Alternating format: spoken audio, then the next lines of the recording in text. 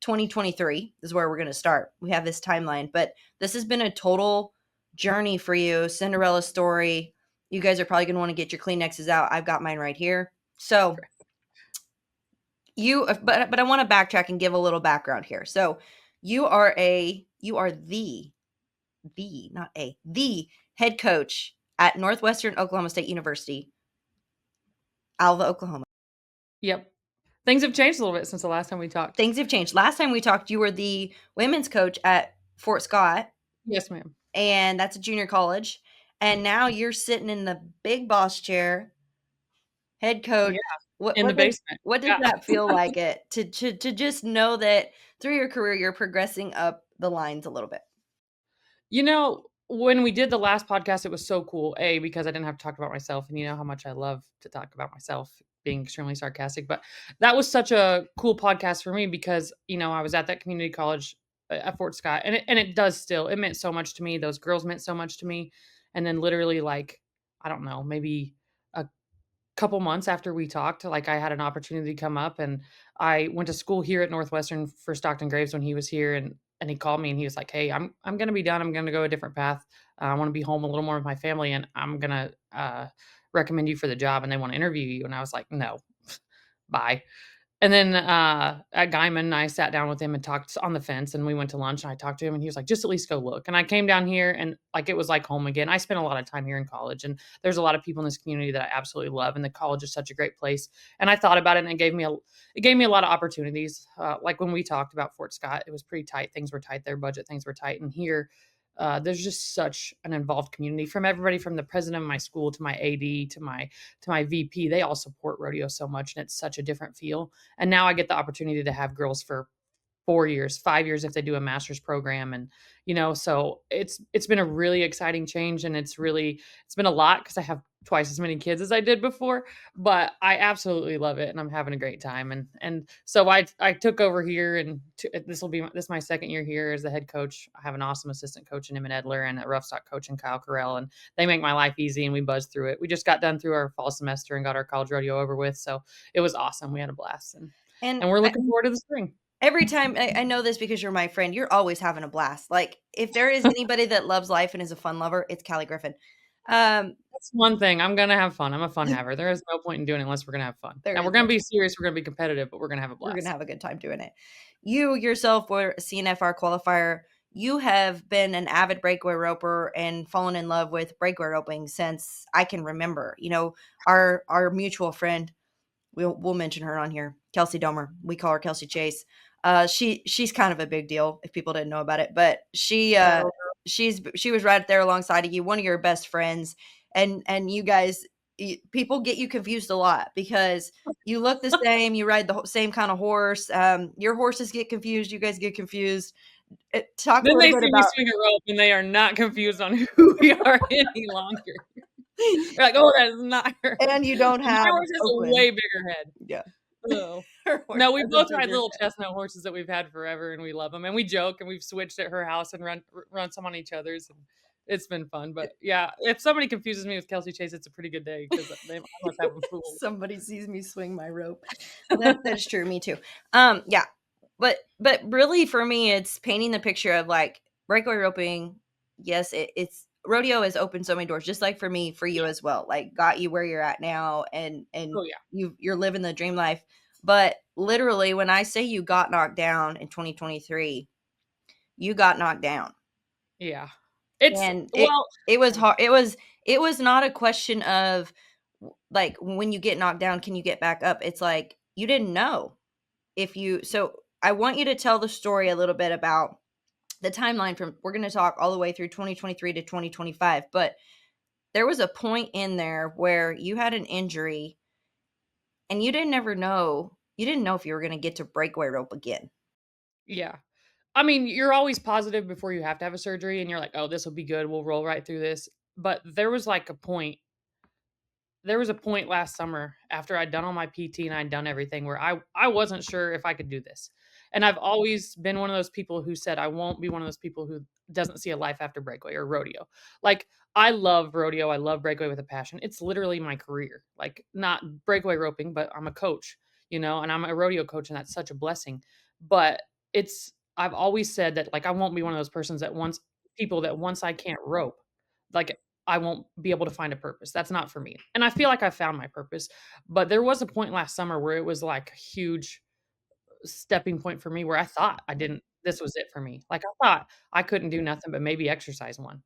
And so, that was a huge thing to swallow, and then I've been very fortunate since then and found some different resources and things like that, which we're gonna talk about, but yeah, there was absolutely a point to where, like, everything so I'm an orthopedic specialty, believe me, between shoulders and hips and knees and ankles and things, but I I thought, yeah, this was it, and I was pretty confident that my career was over, and I had to swallow that, and it was pretty dark for a minute, but yeah, I'm glad it's not, so. Well, okay, so let's walk through this. May 2023, you tore your groin at I thought I did, that's You what I thought you thought. tore your groin in Abbeville, Kansas.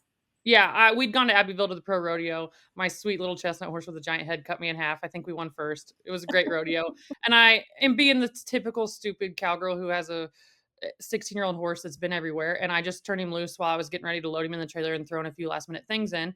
And if you've ever been to Abbeville, it's literally like it's in town, but it's out of town. Like you The may park on the the edge of a main corner. street in Abbeville is dirt. Yeah.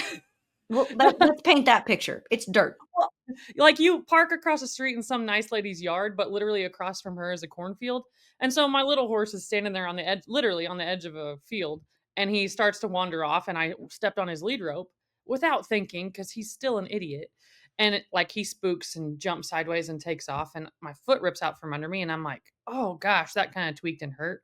I didn't think much of it, threw him in the trailer, went home, and I'm, like, kinda riding and roping throughout the week because it's summer starting to take off, and I'm rodeoing then a lot more than I do now, and I'm like, "Man, I just can't quite get past this," and I'm like, "Man, I think I tore my groin maybe," and, of course, hard-headed me is like, "Oh, I'll Google some PT exercises or text one of my PT friends, and we'll get through this." So I'm stretching, and I'm getting by, and we're okay, and I'm doing freaking ice baths, you know how I feel about those, and, Epsom salt and all that stuff, and I'm getting by, but it's not getting better. So I think, like, it probably rolled around pretty close to a year, and then next spring, I got through, like, the amateur finals and the IPRA finals and stuff like that. I actually know it was, like, a couple weeks after we got through the IFR, and I was to the point to where I was like, "This is driving me crazy." Like, if I long trot one for 20 minutes, I feel like I don't feel like I'm, like, can't function, but I'm just in kinda, like, constant pain, and that's just weird, and now to the point that it's affecting my sleep and stuff like that, so that spring kinda turned into a wreck for me because Pony tore his digital or deep digital flexor, had a tear in it, and it was, "Okay, now he's older, is he gonna come back out of this?" And, like, I have a young horse that's bay, and he's really cool, but, like, I'm thinking about taking a new job, I'm thinking about moving, and stuff just kinda got to the point where I was like, "Well, this is I can probably get through this, I'll give it a break." So I took a couple months off that spring and thought that'll fix it. Um and I don't really think it did. Like, I think it got a little worse, honestly, and I'm like, "Man, I don't know. I don't know if something's right or not," and I'm hesitant about going to the doctor, and I always think I can fix everything, and maybe that's 90% of my problem is I need to go to a doctor sooner, but I'm no specialist, so I don't know. I kinda leave that up to them, so And I think too, it's all of us, right? Like, which is a blessing and a curse at some point, is the fact that, like, we wanna be tough, we wanna grind through it, we wanna push through, we might give it a couple weeks off, but then we're gonna go back in and we're gonna go harder than we were. It's like it's not a full-on fixed program, it's like a patch it program until we can keep yeah, going. and it's like a pride deal. "Oh, if I can convince myself I'm not hurt that bad, then, whatever, I can keep rodeoing or keep going or whatever," so And I think too, it's just like you said, you wanna keep rodeoing, you wanna keep going.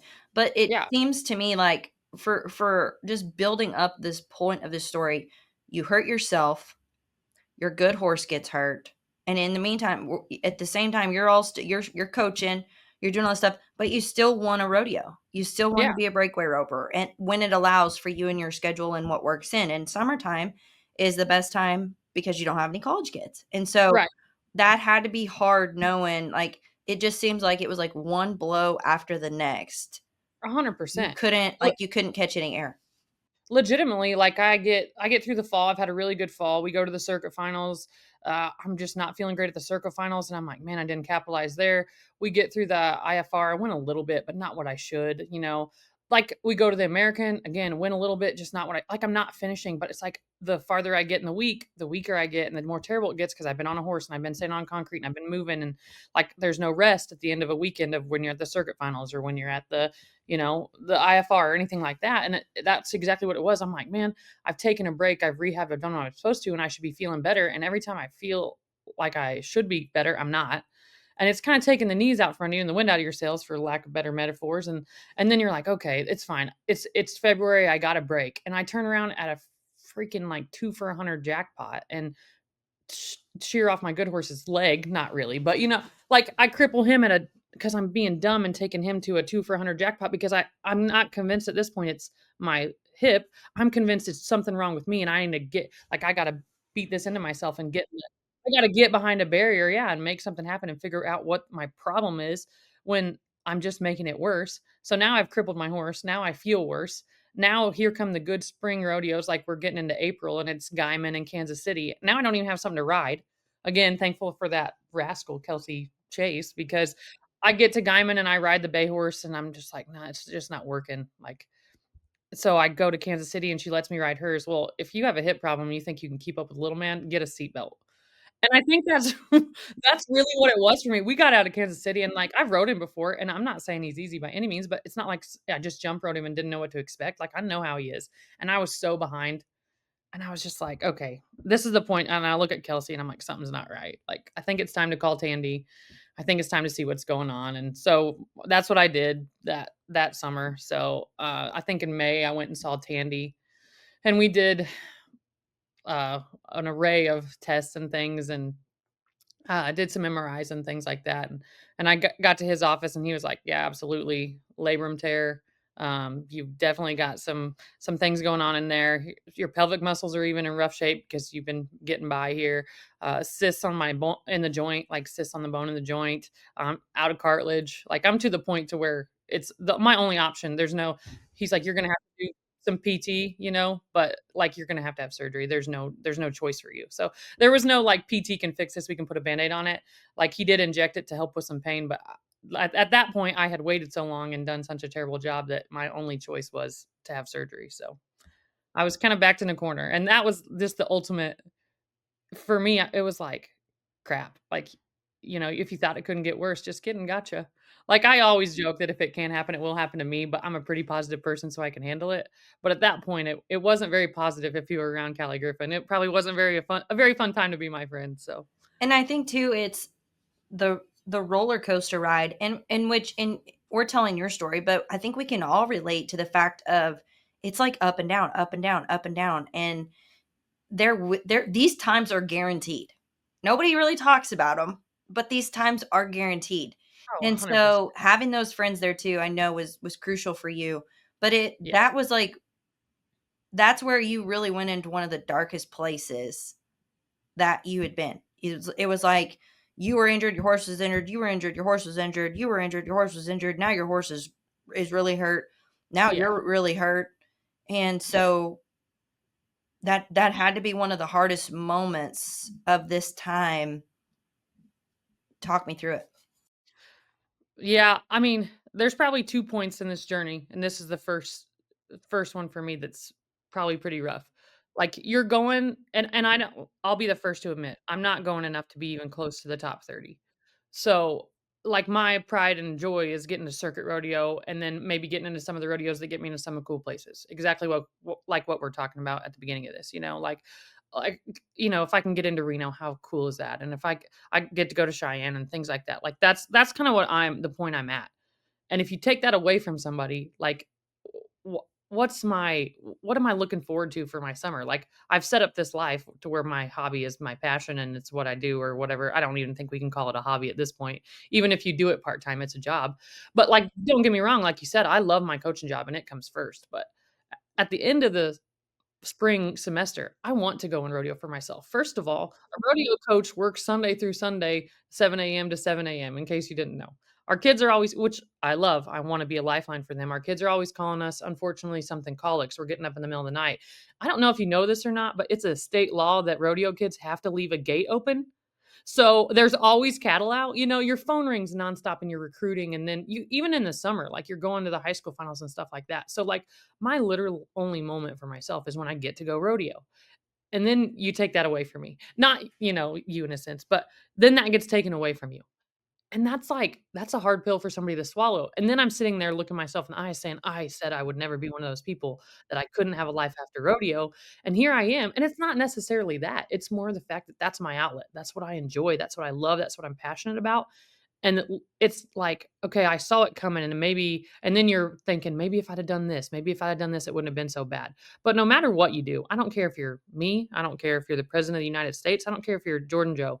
At some point in your life, something's gonna take your knees out, and, like, my favorite saying most of the time is relax and react. Like I tell everybody, you can react to this in a terrible manner, and it can go bad, or you can relax and react and find a way through it. Like, there's always a way through it. It may not be the way you want it and the way you see, but there's always a way through it. And I'm a person who tries to go to church every Sunday I'm home. I would consider myself a religious person, but there's a point to where it's when you've just taken blow after blow, and I'm pretty sure, like I said, my friends are tired of talking to me on the phone, and Kelsey at this point is like, "Go to the doctor," And I'm like, "Okay." And that was a pretty low point for me, and I'm not gonna say it was the lowest quite yet because little did I know it would get a little worse, but, it was like, "Okay, well, what I enjoy is now taken away from me for who knows how long." Because when you're talking surgery, there's no doubt you're talking, 6 to 8 months at a minimum of your life that's different. And I was hoping for like the more like 6 part, but again, my plan isn't his plan, so I don't get to pick that, but Yeah. So that eight, it was like 8 months. yeah, I had surgery. Tandy sent me to Dr. Bird in Nashville, which I college rodeoed with Cheyenne McCartney's husband, Cody. And I knew he had had the surgery. So I called him, I kind of picked his brain about it. He honestly was a tremendous help. He made me feel a lot of ease about this because his went so good. He kind of told me how he did his PT and what he did. And I couldn't necessarily get to his PT guy, but I had a really good physical therapist and stuff like that. So going into the surgery in July, I am 100% confident. I'm like, we can get through this. It's going to be, I mean, at this point, I'm in so much pain. Like just trying to function. Yeah, my daily life of trying to get up, feed, ride a couple head of horses is totally different now. Like I'm trying to just move.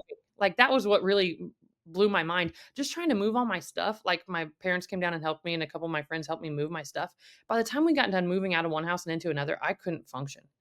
And then like my sleep got so messed up because I was so uncomfortable no matter how I laid in bed that I couldn't even sleep for 2 hours straight a night. And I was like, okay, it's time to do this. So I had surgery late July. Um, when I came out of surgery, he said, "Man, like honestly, your arthritis was way worse than I thought. The bone cysts were pretty rough, but the reattachment went perfect. I had a labrum reattachment. I had a resurfacing. He removed some cysts. Honestly, it was funny because he was like, speaking like genetically, your hips suck.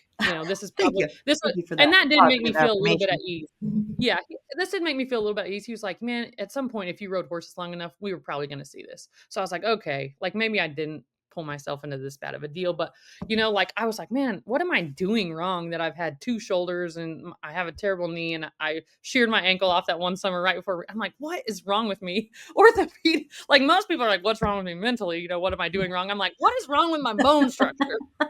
Yeah.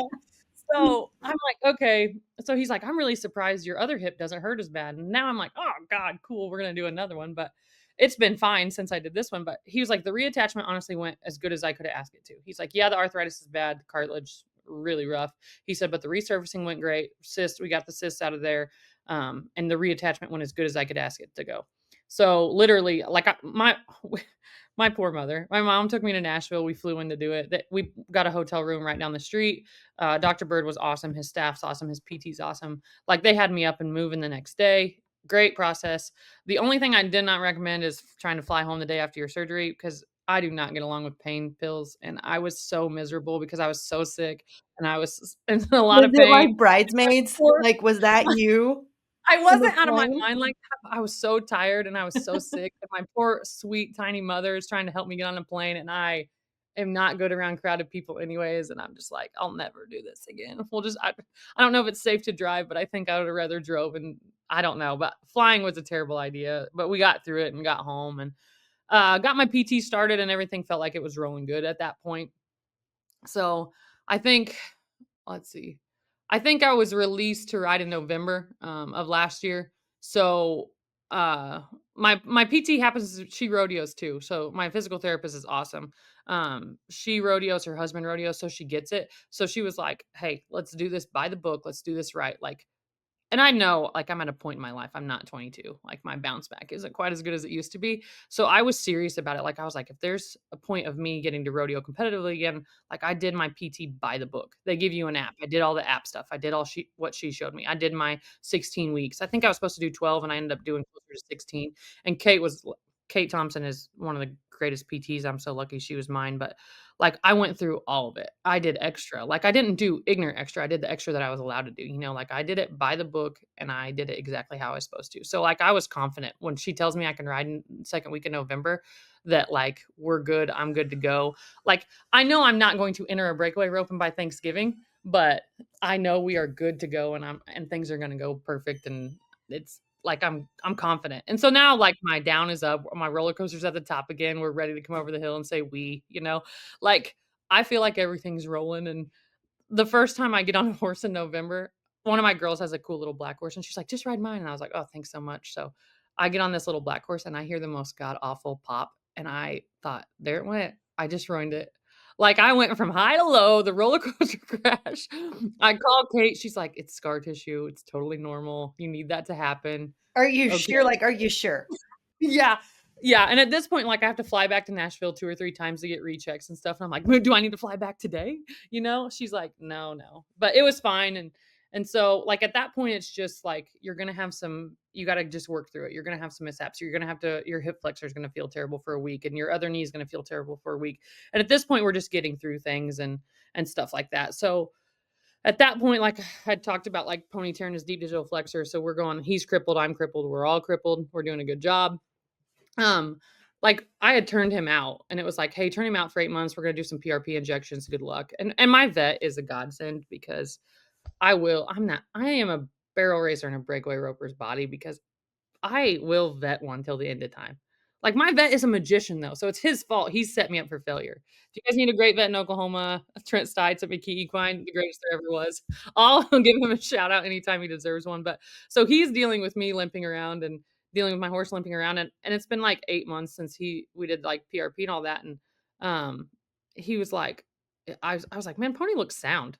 He's like, "What?" I'm like, "Yeah, Pony looks sound. He's kinda chasing the trailer out of the driveway." He's like, "Well, heck, bring him back in, let's look at him." So we trotted him around, we looked at him, we decided a little surgery will fix him.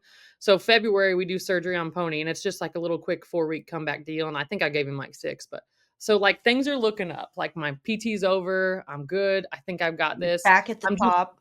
Yep, I'm exercising horses, I'm roping the sled just a little bit, haven't run one full contact yet, but I'm to the point where I think I can. Pony's back, 6 weeks, he looks better than he ever has, and I'm like, "Okay, this is it. Here's our comeback story," like you talked about. We're having that moment, that Cinderella story. I'm in the middle of it. It's last spring. I'm like, "Yes, life is good again." So, everything's great. I'm like, "I do have a life after rodeo, but it is more rodeo, so we're Yeah. good." We're mainly focusing on rodeo. We'll worry Yeah, about that later. yeah. Yeah, and I'm to the point to where it's like, "Okay, it's time for me to run some," and, like, there's a little girl who lives at my house and helps me, and she's really great. She's running some on my good horse, and he looks good, and so, like, I've done my PT. I'm like, "Okay, it's time for me to run some." So, like, I wait till everyone leaves. I get up the 3 slowest calves we have, we sort off the lopers. I'm like, "I'm gonna blast." And I run a couple, and it's like, well, it feels weird, because I haven't been at it. It's not like riding a bike. If it's like riding a bike, my tires are all flat and they're on fire, but, hey, it's we're gonna get through this. So, that's what I was convinced of, was like, "Oh, it's just like it's a You're learning out of curve again," time. Yeah. So, like, over prob that's this is probably, like, April. It's when we're getting done with college rodeos. It's probably, like, April, May. Like, I'm like, I haven't bought my card back yet because I'm not sure how I'll feel, and I don't really wanna just dive off and enter Guyman for my first one back? So I'm like, I'm gonna sneak off to some of these little amateur rodeos and jackpots. And then there's a jackpot down by Shawnee, a girl has that she has some novice horses, and I've got a cool little young horse. So I'm taking him and I'm piddling along in the young horse, and it feels pretty good. And I'm like, okay. And I've made my promise to myself since the good horse got hurt that I'm not gonna enter him at just stupid jackpot. Yeah. So, like, June, I'm like, okay, it's time for me to enter a rodeo. I feel good enough now. I think I feel good. And like the end of June comes around and like the 4th of July is coming up and I'm like, there's some really good amateur rodeos around here. That's what I'll enter. Cause like not being selfish, but like I don't want to go to the 200 added little rodeo down the road. Like I want to go back to the circuit rodeos. The biggest thing to note here is like, okay, you've given yourself a chance. You worked your way back up. You literally did it by the book. You started. Yeah. You were like, I'm gonna rope the dummy. I'm gonna rope slow calves. Like you gave yourself every chance you could get. You're like, I'm gonna try to get my timing back with my horse. Then on top of that, you're like, okay, I'm gonna start at amateur rodeos. But at the end of the day, when you have competed on big stages, Yeah. it's hard to get motivated to like go. I don't want to say go back because I don't want to at any point devalue any kind of stage because to No. get to the top, you have to go through every stage to get there. But Right. just There's nothing too little for me, but in the same mindset I have to have there's nothing too big for me. And right, like if I believe in exactly. that, I believe in both sides. And it's not like I just want to go somewhere where I know it's going to be a good situation. Like Mhm. not talking bad about little rodeos. I have been at all the little rodeos. When it comes time to go to the last few, you have to go wherever you have to go to make Yeah. whatever you're trying to make. Alabama, Jasper, been there. Yep. Yeah. Yeah. The Southeast. But I'm like, uh, I wanna go to a good setup that's gonna get my blood pumping and make me feel like I'm at a rodeo to see if I'm really ready. That's more where I'm at than not talking bad about a little rodeo. Like, I want to go somewhere to make sure that I'm actually back. Yeah. Like, it can feel like I think I feel okay in the practice pen, but I've also set this up to be successful because I know how low I was at this point a year ago, and I'm not ready to go back to that. So I'm kind of band-aiding myself a little bit, and I know, like you said, I have done it by the book. There was absolutely 0 cheat in me. That's one thing, if I'm gonna do it, I'm gonna do it the way it's supposed to be done. So there's no question about, oh, well, if you wouldn't have gotten that horse a week early, you'd have probably been okay. Or, oh, if you wouldn't have skipped that thing of PT, like there was no No cheating there. regrets. It was by the book. Yep. Exactly. So Winter Williams is home. She cons me into entering a couple, I probably conned her into entering a couple amateur rodeos. And we go and it's rough. Like if they gave a plus 20, You would not have. I got a plus 40. There was no plus 10 involved. It was so bad the first one I went to, and I was like, okay, well, good to know you're still nervous. You're 90 years old now, but good to know you're still nervous. So I'm like, okay, the first one's out of the way. Sharp neck catch, good job, pat on the back. We go to a couple more, and like it's just like one step's left away from me. Okay, well, and now I'm making excuses. This is why it didn't go good. So we go to another one, and one kind of runs, and I'm just like, I can't just get that feel back. So I'm like, okay, back to the practice pen. We're going to take a couple weeks and go back to the practice pen. I'm not entering anything until I feel better. And like, there's a really good amateur rodeo in Miami, Oklahoma in August. And it's like really good, adds a lot of money. If you swing into it, you can pretty much make the amateur finals and go to a couple more. So I'm like, that's what I'm going to do. Like, I'm going to get myself right. We're going to go to Miami. And so we enter Miami. I go to the Thursday night slack because I'm hiding out from the public, trying not to look like a fool at this point. And like, nobody's going to talk about that. But like, I don't care if you're in the 4-H rodeo or I don't care if you're at Fort Worth. You don't want to look stupid. Like, when's the last time you saw somebody put a stupid video on Facebook? No, unless it's a TikTok and somebody's making fun of somebody else. No, nobody wants to look dumb. Nobody wants to be embarrassed in front of anybody. Like, it's all sunshine and rainbows on social media. And that's one of my biggest problems with it. And I didn't post on social media hardly at all this whole time. And maybe that's a little chicken shit of me for lack of better terms, but like I was like, nobody's gonna see my lows. I'm not other than you and Kelsey, maybe not many people probably knew that it was as rough as it was. But like I don't want to show that. Like I don't want to show any weakness. That's the society we live in. Like I'm tougher than everybody else. Like I'll get through this and no big deal. Like, everything's got to be painted in rainbows to where nobody's vulnerable and looks like an idiot. And Yeah. at this point, I was pretty solid at looking like an idiot. So there was no social media interaction for me over a span of like 18 months here. Okay, I want to touch on this real quick as we get into this because this is where, like, yes, we've painted this timeline, we've set this up, but you guys needed to know the story to know this part of the story. That's why we're here today, is to talk about it's hard to go through these places, but it's even harder to talk about them. I don't want to look weak. I have 80 kids staring at me, and my whole prerogative is I don't want to look weak. I don't want to look weak in front of my friends. I don't want to look weak on TV if I ever get the chance to be back on there. I don't want to look stupid. Nobody does. Like I don't want people to not be able to look at me and go, "Oh, that's successful or that's easy or whatever." So, like to openly sit here and say that I literally looked like the monkey on the border collie and to be okay, like I'm okay with saying this now. Could I have talked about this probably if this would have been the end? I don't know. I hope I could have. I hope if Jordan called me, nobody calls you to have a podcast when things are in the dumps, like, but if for some reason Jordan was like, "Hey, I want you to talk about how terrible your life is Hey, right you're now." at the lowest of the low. Could you tell people about it? I hoped I could have, because this was the lowest of the low for me. And it's so sad to think about the fact that I couldn't breakaway rope as well as I thought I could was a low for me. But if that's what you've chose to do and that's what you've put all your passion into and that's what you've chose to be good at, and realistically you're towards the end of your career more than you're towards the beginning. And it's age is something that's never bothered me. I don't care whether you're 22 or 32 or 52. Like I'm probably realistically towards the end of my professional breakaway roper career. And I'm okay with that. Now I am.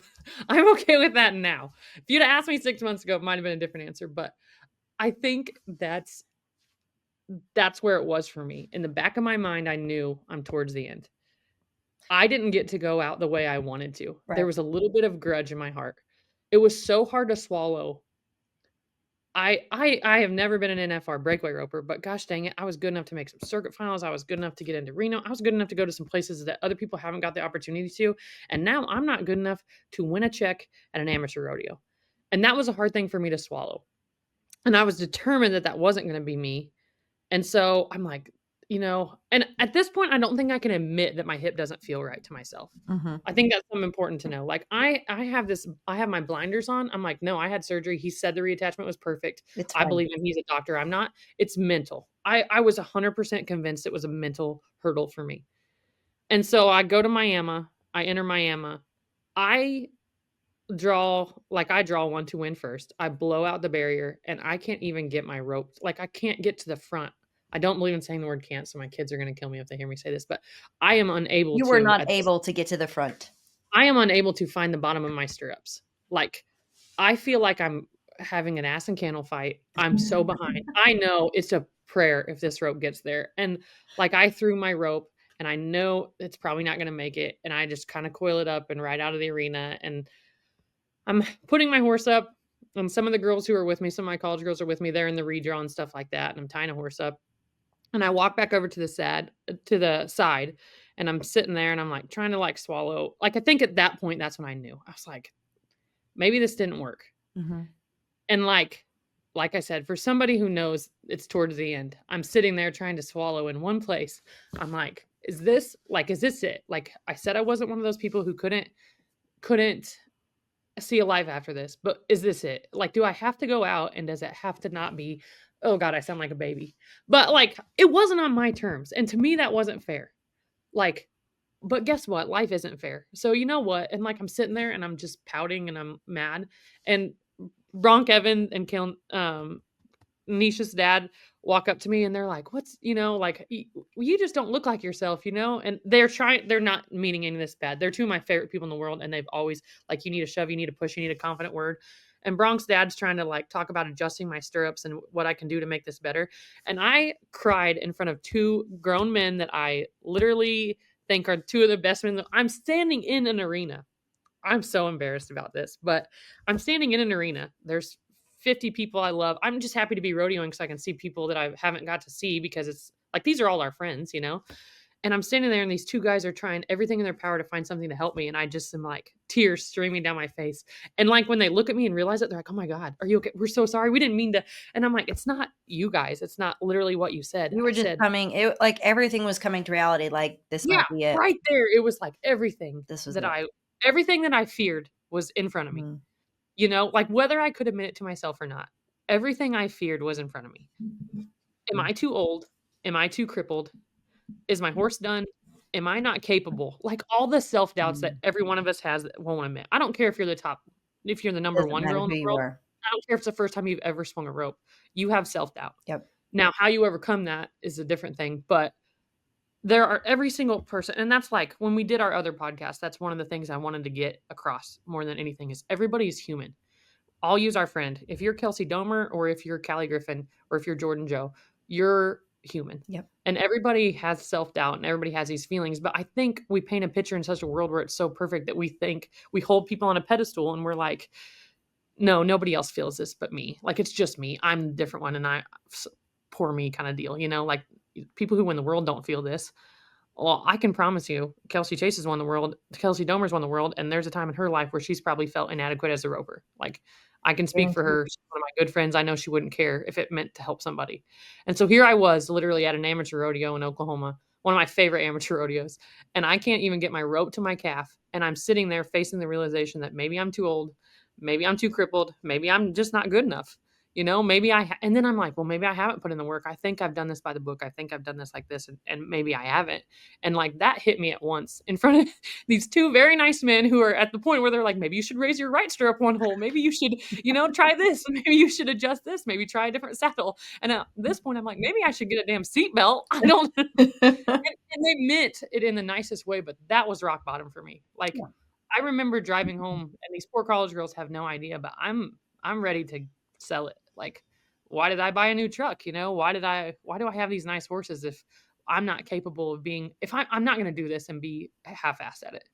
And that was it for me. I was like, well, I think I'm okay with being done with it. I think I'm okay with being at the end of my career, and I think I've got to be okay with it because it's realistically over for me. So if this surgery didn't work and this is the way it is, then I think I have to be okay with that, and maybe my life now is buying some nice futurity colts and having some of the kids that I trust ride them and have them. And I think that's where I was, and I'm having a whole existential crisis on the way home in the driver's seat, and my kids are having a blast and talking and talking about their runs, and that's fun for me. But like that was it for me, and I like maybe a little bit of jealousy. Like I'm like these girls are 18, 19, and 20, and at the beginning of their careers, and here I am at the end of mine, and I'm like sitting there at midnight driving them home, and I'm just like, okay, like coaching it is. We're gonna coach now. We're gonna be, thank you.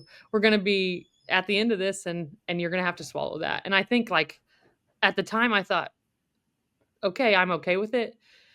But really I think I was in a way lower spot than I, you know, wanted to allow myself to think. But it was by far like it makes me mad at myself because there's people in this world who've dealt with way harder things than that. Like, there's people who have lost limbs, there's people who have lost family members, and I am pouting because I lost my ability to do something I love. And so I was having such a hard time with, like, is this even warranted or valid? And I didn't know how to handle it or how to feel about it, you know? And I don't I don't wanna sound like a baby, but this is what I've spent all my time and effort on, and now I don't have it. And I just don't know what else I'm supposed to do. Like, on the sense of not coaching. I know what I'm supposed to do for a calling in life. It's coaching. I love it. There's no doubt in my mind. Yeah, but But for you, what am I supposed to do for me? And have I put all my eggs in one basket and now I don't have a life, I guess, like, but like I'm realistically sitting there looking at these handful of girls and a bulldogger, and I'm like, their time is now. They get to take off. And mine's over. And that's like a hard pill to swallow if you're somebody who's just as competitive natured as we are. And I think for me, like that was it. That was a low spot. And I had to figure out if I was actually okay with that or not, I guess. to me, I'm so glad you're talking about it and I appreciate it. But it's like we don't talk about that stuff. And No. that is, like you said, no matter who you are, where you're at, you're human and those thoughts come in. It's taboo. Like in our world, it's taboo. Positive thoughts only. Yeah. And don't get me Everybody's wrong. fine. And I think that's the conversations I want to change is yes, there to an extent it's like I will listen to your story and I will empathize with you and sympathize with you, but I'm not going to let you stay in this valley, right? Yeah. Like yes, I want to listen to it and I want to, but you're not going to stay there. But at the same time, when nobody even talks about it, or you don't think you're allowed to feel that way, or like you said, I don't know how to handle this. That's No, I have where no clue. that's the Nobody conversation else had I talked to want me to about it. change. Like, you know what I mean? I've talked to my students and stuff, and like they're young. We're gonna get through. Hey, you tear an ACL. We're gonna figure out how to get through this for 6 months. We've got this. We've done this a Mhm, bunch. mhm. But then it's yourself, and it's like this. Like we just talked about. Nobody talks about it. Nobody talks about when you get disappointed. Hey, I had surgery and I went to come back and it didn't work. Like you only hear the beautiful stories of the only reason you're hearing this now is because I made Fort Worth. But I have no doubt, like you know this, you know what I mean? So you and I have talked about it. But like I was at the point to where I don't want to call you and talk to you. You're going rodeo and you're trying to make the finals. It's super fun. You're on a high. I'm not like about to call you and cry because I feel like I need to shorten my right stirrup and maybe that'll save my life. a right stirrup at that point in my life was not gonna save me from anything but feeling off center. Yeah.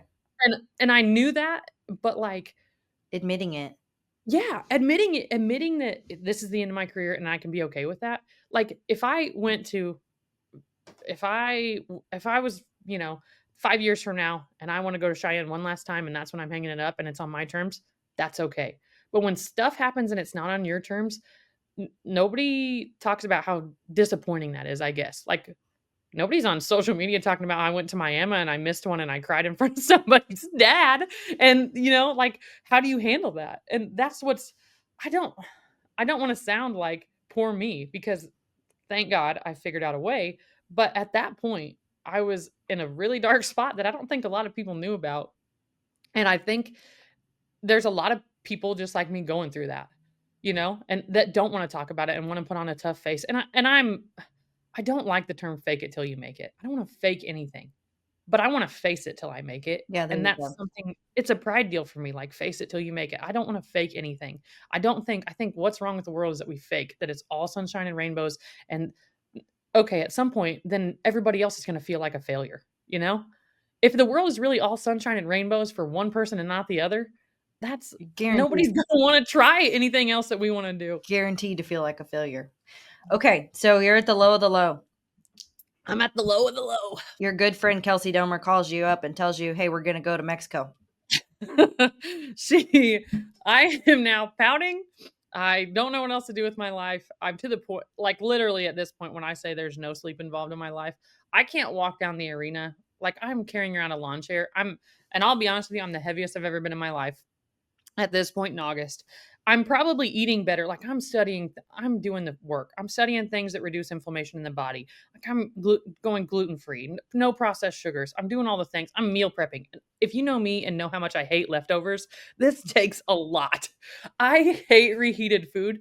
I'm meal prepping things that I've never even cooked before. Like I'm buying gluten free barbecue sauce off Amazon. Come on. And I'm like not seeing results. And I'm like, well, and so this has been like 3 weeks since Miami, and I'm talking to Kelsey, and she's in a fight for her life at the end of the year, just trying to make the finals, and I'm like feeling like I shouldn't even bring it up, And she's like, "Listen, first of all, suck it up. I'm your friend. Talk to me." Which that's the good thing about Kelsey Dummer. If you don't know her, it's black and white. She's gonna tell you how it is, and if you don't like what she has to say, that's fine because it's probably the truth, and you just didn't need to hear it at the time.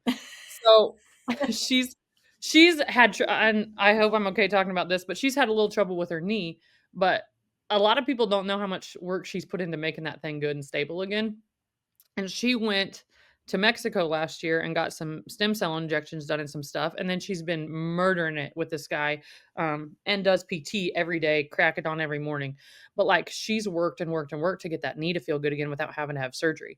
And she's to the same point as, like, I was with my hip. It's probably like, "Hey, you're gonna have to do surgery or you have no other choice." And so I talked to her on the phone and she's like, "Well, why don't you try Mexico with me?" And I'm like, "I don't know." Like, you talk to some people and you talk about medicine in Tijuana and some people are like, "Oof." Like at this point I had gone back. A friend of mine went to another hip surgeon and I just wanted another opinion to see if maybe I could do something else. Like I was like I had left Miami. I was discouraged. I literally there's a little girl on my rodeo team whose good horse is hurt. I'm like, "Here's Pony." Like I just literally was like, "He's yours." I can't ride, I can't do nothing. I'm saying the can't word a bunch. I'm negative, just only to myself. I'm putting on a good I'm faking it You're until I faking make it it for for my everybody kids, else. which feels terrible to admit, but, like, I hand the reins over to Trista. I'm like, "Here, ride Pony at the college rodeos. Like, take care of him, we'll sort this out." And I've got a little young horse, and I'm just like, "Whatever, like, this isn't even fun anymore." I'm pouting.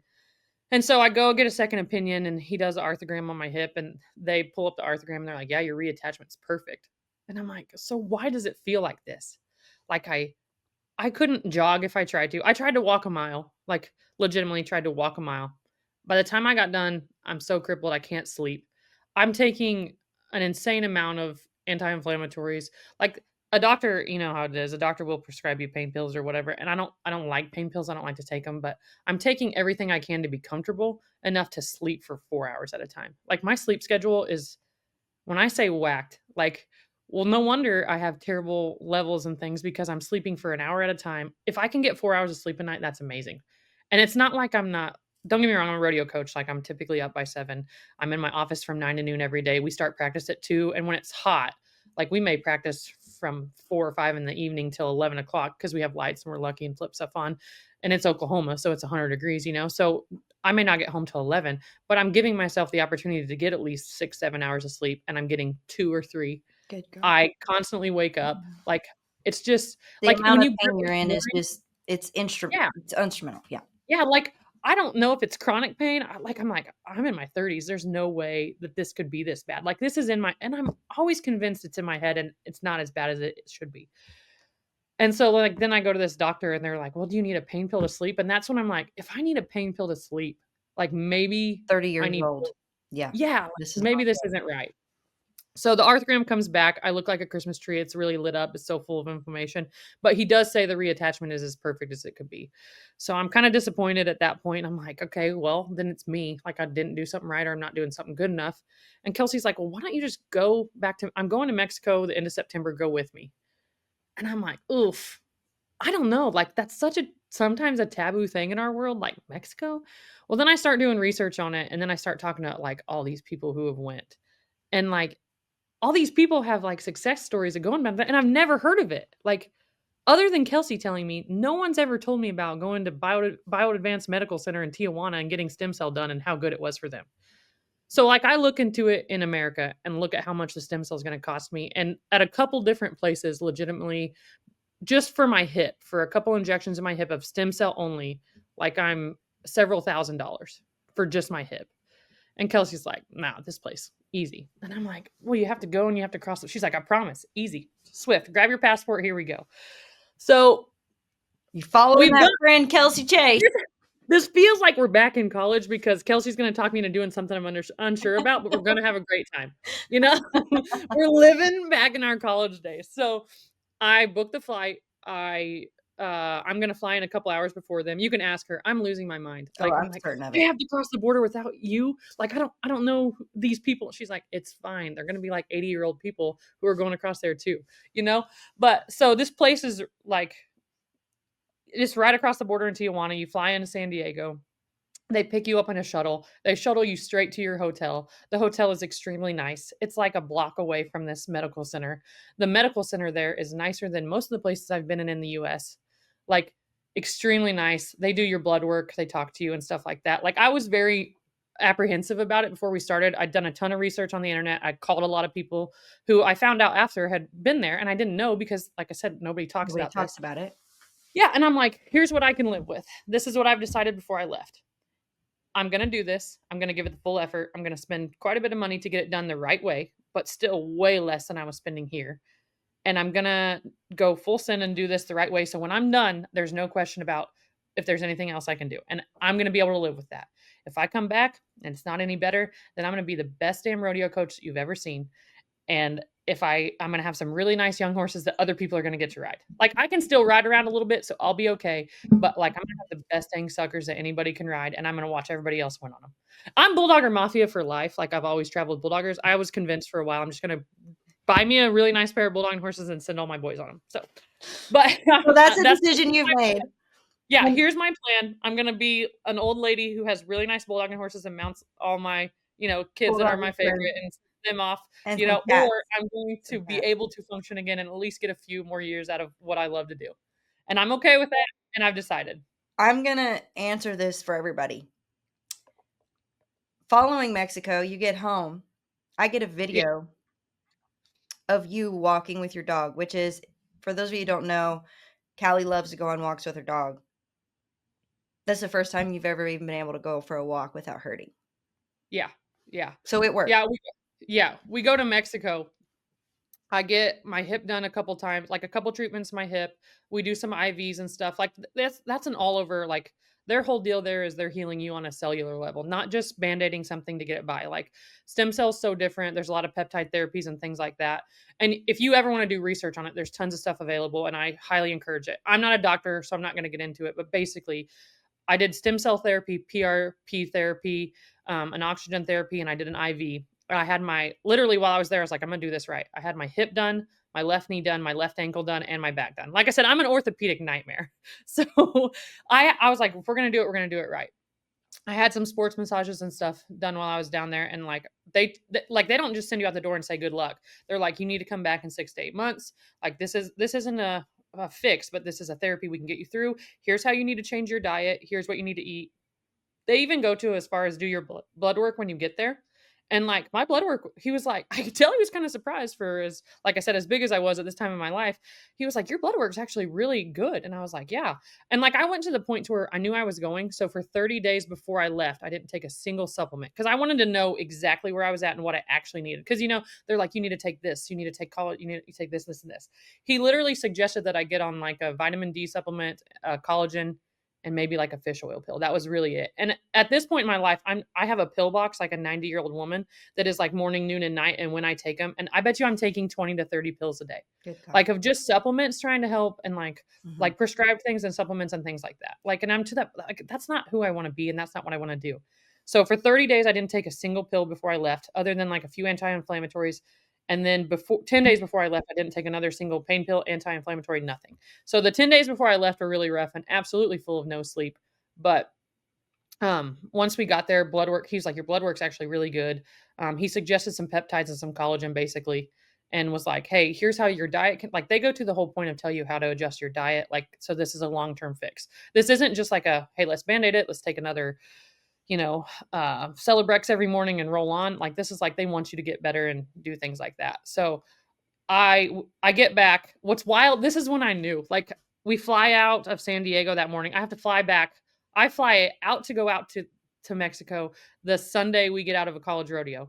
I get there Sunday afternoon. We're there Monday, Tuesday, Wednesday. We fly out Thursday morning. I fly back in and go to our next college rodeo. I literally get off the plane, hustle home, jump in a school van, drive straight to our college rodeo at Stillwater because I've always said, like, I'm not going to miss my kids' college rodeo. Like, that's one thing. It's 10 a year. I'm going to be at all of them.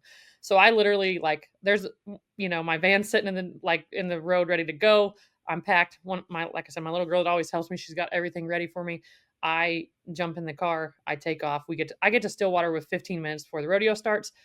And when I stood up out of the car, I was like, whoa, like, it usually takes me a minute. My back kind of aches. I got to stretch.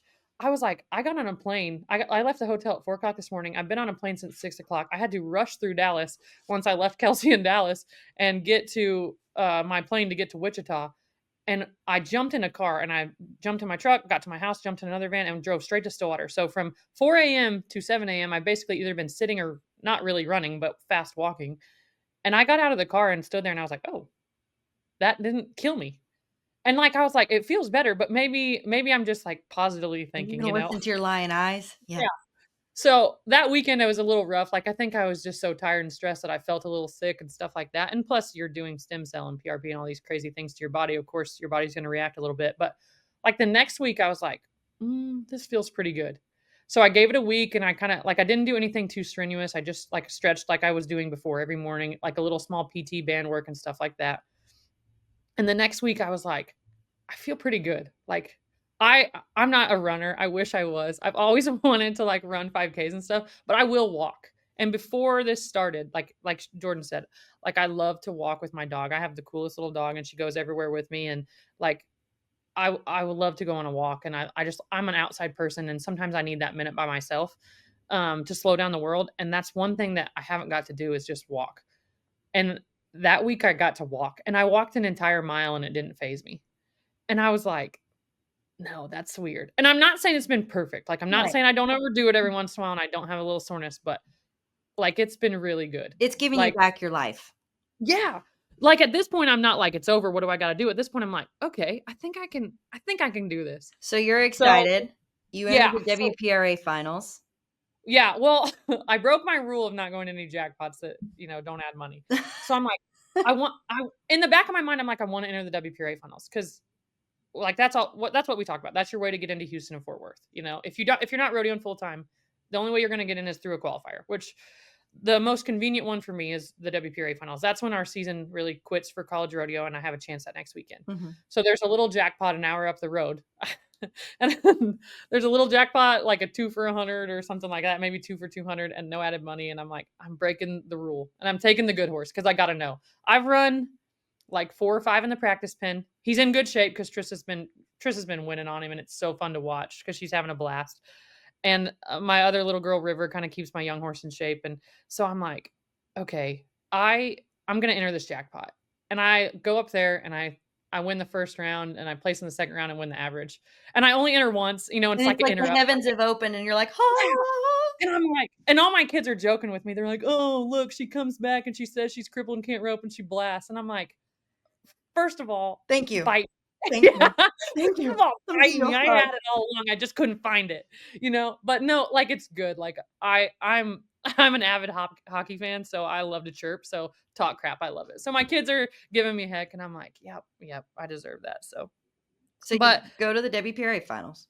yeah, I text Kelsey and I'm like, "Do you think I should enter the WPRA finals?" And I screenshot this text. It's on my we're talking about social media. It's on my Facebook. I screenshot this text because it's funny. I'm like, "You think I should enter the WPRA finals?" She's like, "I feel pretty good." She's like, "Why not, dude? Go ahead." Okay, go team. And we always send the little fist bump emoji because I wish we could fist bump, but we live 5 hours from each other. But so I'm like, F it. I'm doing it. I just enter it. Like I didn't even buy a card last year. I had to renew my card. I had to call the office so they'd hurry so I can enter over the weekend before it closed. So I entered the WPRA finals and like I do it and I'm like, you're an idiot. Like here comes the self-doubt, no doubt. I'm like, you're so stupid. Why did you do that? You're not ready. You've run 10 calves since you had a meltdown in August and you are not ready. Like hang on for dear life. And so like I'm like, okay, well here's the thing about the WPRA finals. It's hard because there's 170 girls and you have to draw good, but it's not like I don't have to max out and be 1.9 every time. If I do my job and I stay sub 3 flat and probably closer to around 2.5, I can do a good job and I can probably get in. Not gonna guarantee it. And also this year, what the heck? They went from taking 10 to now they take 4 Yeah. to Fort Worth. I'm like, so I don't even know that before I enter, but I'm like, if I do a good job and I'm if I'm around 2.5 every run, I can get in.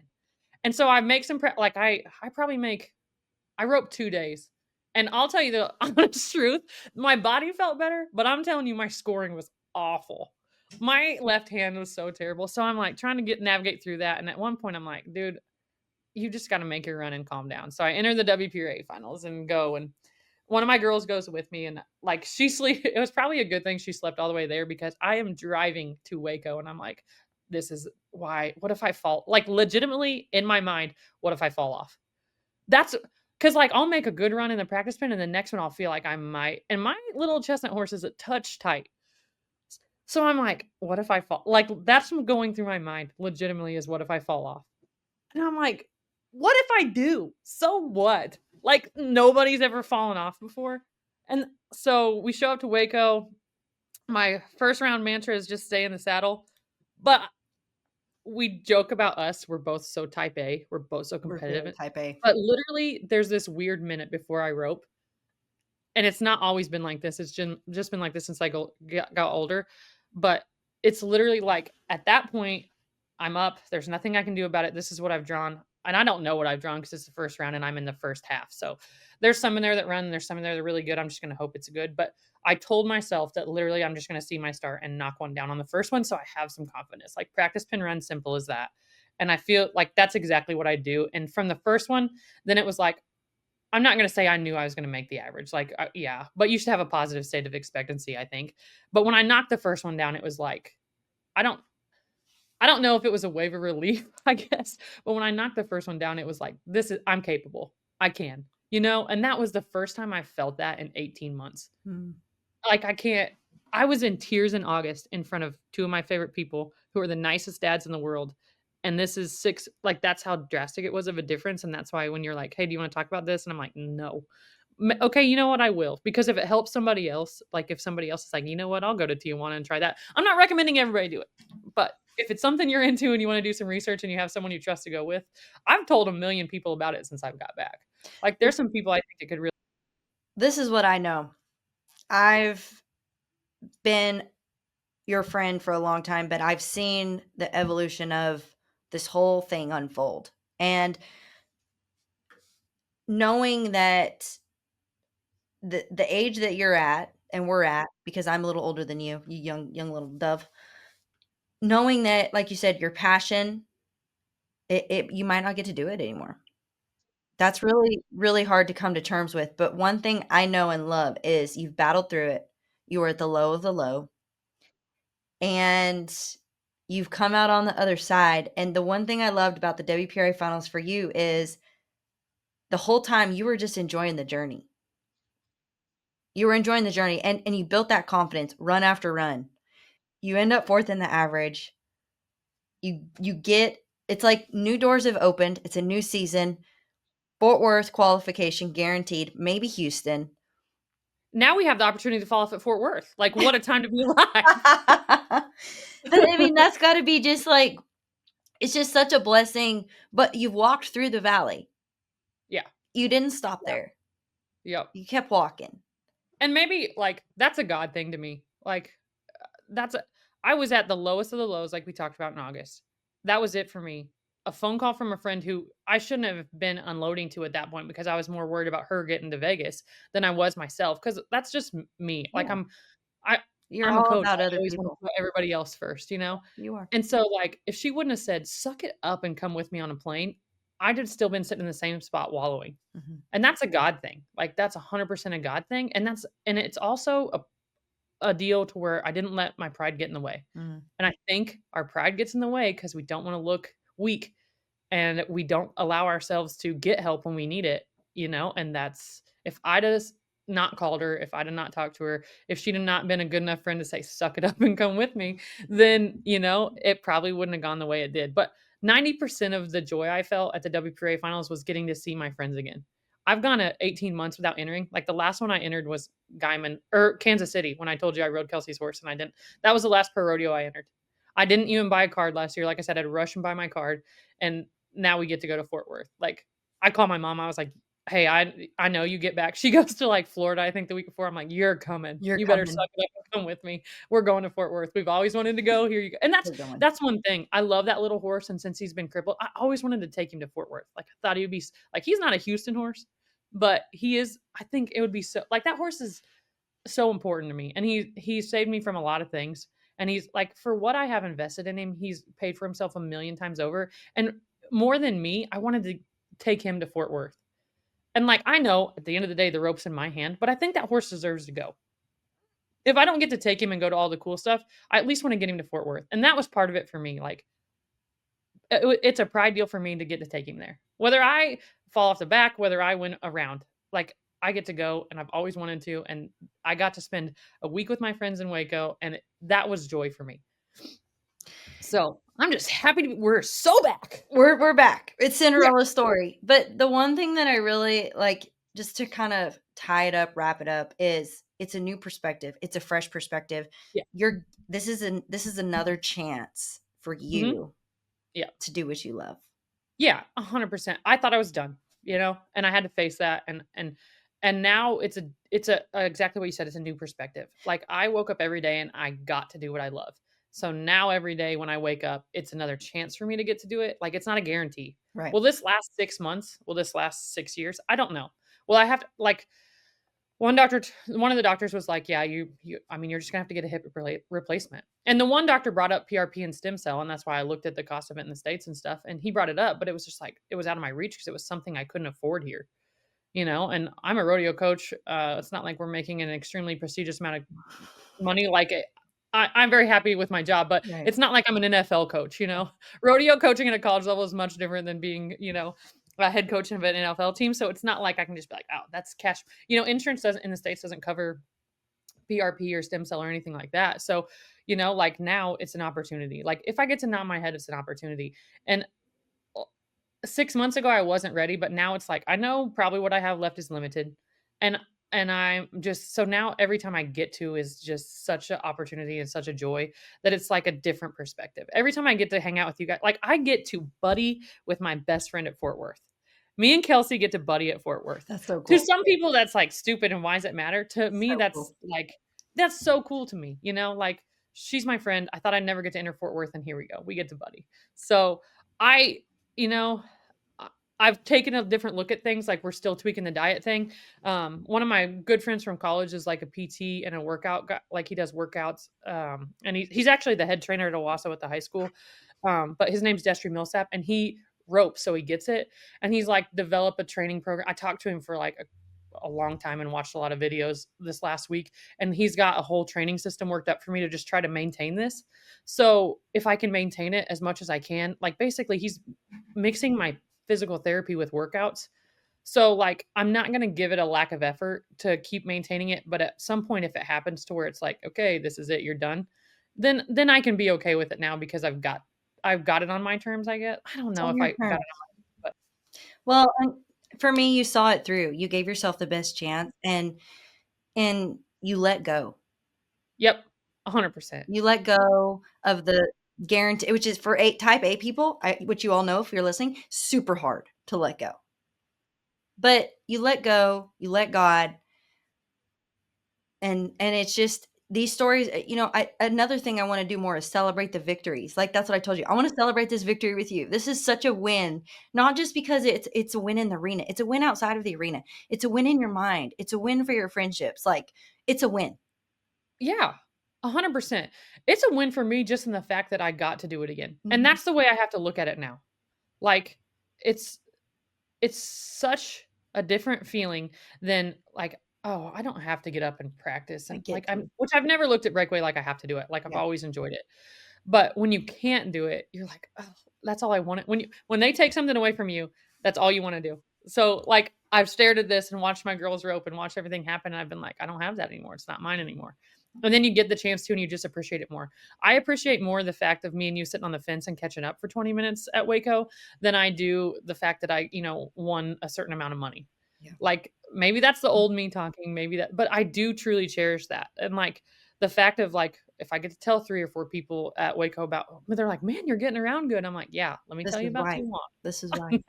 Yeah, but for real, like, I wouldn't have known about it unless somebody told me, and it's such a taboo thing to not be perfect and not feel perfect and not be an epitome of a icon of fitness, and I'm not. Like, I'm a little hefty. I am not very balanced, and we're working on that every day, thanks to Destry. But like, I think I work at being in shape, and round is a shape I would like to mention, but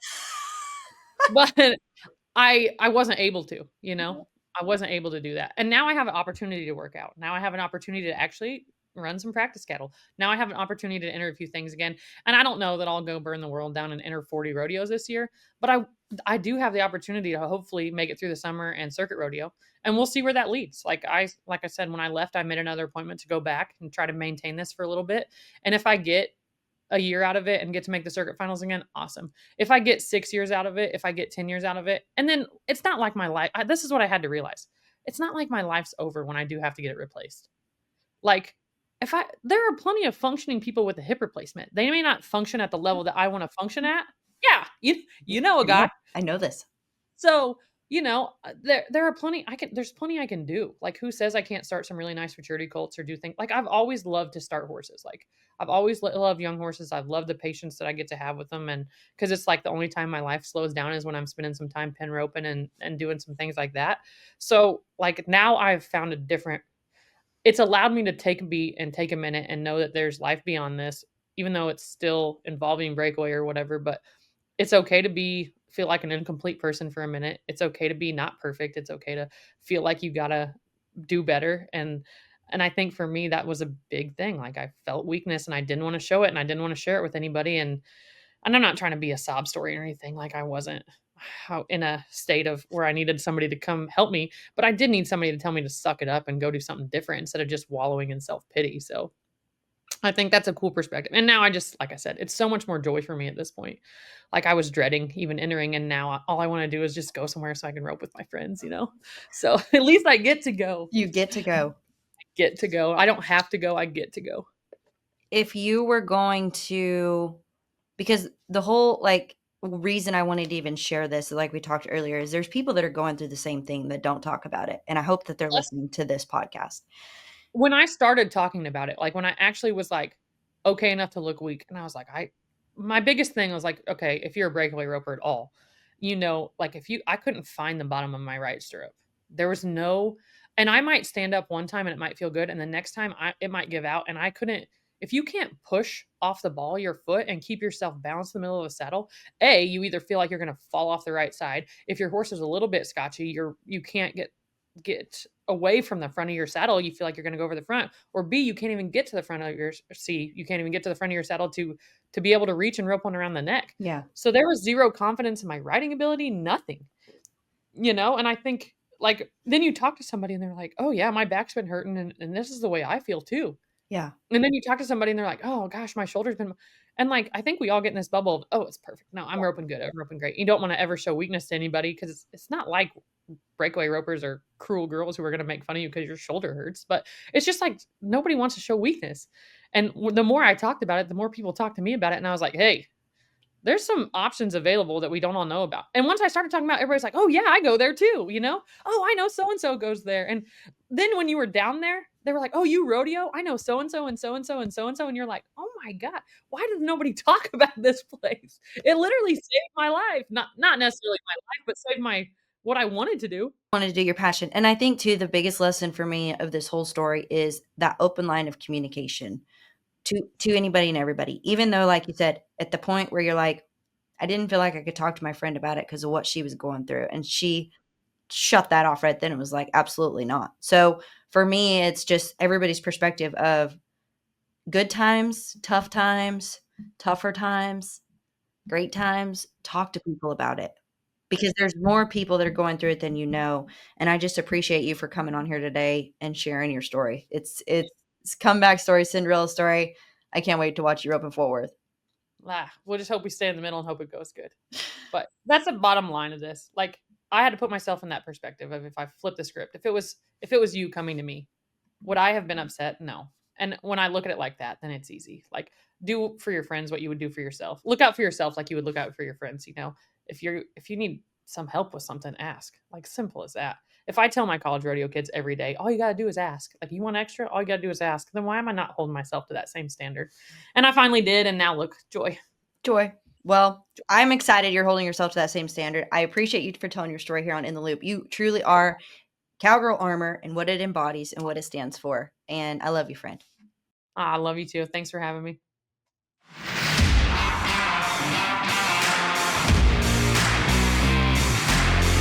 You are officially in the loop.